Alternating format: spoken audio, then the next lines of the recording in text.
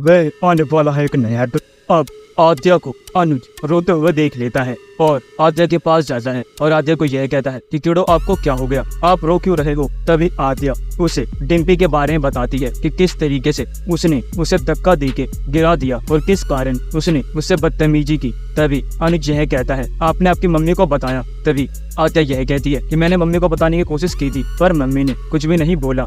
तभी आद्या के साथ अनुज अनुपमा के पास पहुंचता है और अनुपमा को सारी बातें बताता है और अनुपमा काफी ज्यादा गुस्सा होती है और यह कहती है कि बेबी तूने मुझे पहले क्यों नहीं बताया, तब तो मेरे साथ चल, मैं डिम्पी को अब बताऊंगी कि उसने किससे बदतमीजी की है। उसे शायद पता नहीं है कि वो हमारे घर में रह के ही और मेरी बेटी पे हाथ उठाएगी, ये बिल्कुल भी अच्छा नहीं होगा। तभी अनुपमा अनुज और आद्या डिम्पी के पास पहुँचते हैं और डिम्पी से अनुपमा यह कहती है कि तेरी हिम्मत कैसे हुई मेरी बेटी पे हाथ उठाने की। तभी डिम्पी यह कहती है कि आप अपनी बेटी को मेरी बेटी से दूर रखो, आप लोगों का तो प्लान है, आप मेरे बेटे को आद्या के चक्कर से कंट्रोल करना चाहती हो। तभी टीटू डिम्पी को यह कहता है डिम्पी शायद तुम भूल रही हो कि तुम मम्मी से बात कर रही हो। तभी यह कहती है डिम्पी टीटू से ये बस मम्मी है पर ये हमारे बारे में बिल्कुल नहीं सोचती है। जब से हम इस घर में आए हैं इन लोगों ने हमें नौकर बना के धर रखा है, हर छोटे छोटे काम करो और ये लोग हमसे भी काम कराते हैं। तभी टीटू यह कहता है कि इस घर में सब कोई काम करते हैं, तुम क्या कोई स्पेशल हो। तभी अनुपमा यह कहती है अगर तेरे को इतनी ही प्रॉब्लम है तो तू यहाँ से चली क्यों नहीं जाती। तभी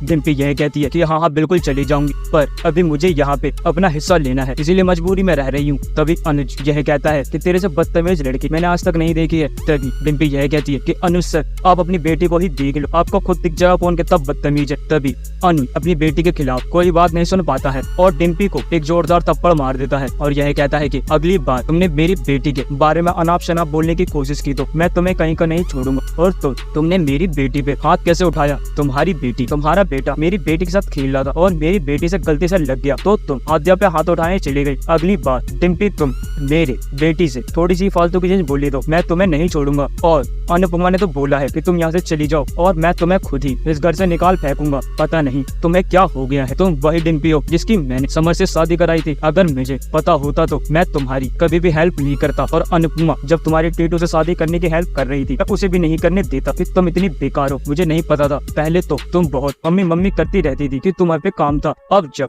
अनुपमा का सब कुछ खो गया है तो तुम उस पे अकड़ दिखा रही हो। पर आपकी ये अकड़ मेरे आगे नहीं चलेगी डिम्पी और अगली बार मेरी बेटी से कोसों दूर रहना। तभी आद्या यह कहती है आपने सुन लिया, अगर आपको हम लोगों से इतनी ही प्रॉब्लम है तो आप आशा भवन से चली जाओ। तभी किंजल डिम्पी को यह कहती है कि डिम्पी तूने गलत किया है, तुम्हें पता तो है आद्या बच्चों का कितना ज्यादा ख्याल रखती है और बच्चों से कितना ज्यादा प्यार करती है। तभी डिम्पी यह कहती है कि मेरे बेटे से दूर रहना, मेरी बेटे से बोलने की बिल्कुल भी जरूरत नहीं। तभी किंजल यह कहती है अगर बच्चे घर में रहेंगे तो कोई ना कोई उनसे बात जरूर करेगा पर तुम्हारी ये अकड़ तुम्हें पक्का लिए डूबेगी और डिम्पी तुम बहुत जल्दी सुधर जाओ वरना तुम्हारे साथ बहुत गलत होगा। जी हाँ दोस्तों, अब क्या करना चाहिए अनुज को, क्या निकाल फेंकना चाहिए डिम्पी को आशा भवन से? आप अपनी कमेंट बॉक्स में राय हमें जरूर बताएं। अगर आपको यह वीडियो पसंद आई है तो आप इस वीडियो को लाइक करें, हमारे चैनल को सब्सक्राइब करना ना भूलें। मिलते हैं आपसे अगली वीडियो में, जब तक के लिए जय श्री राम।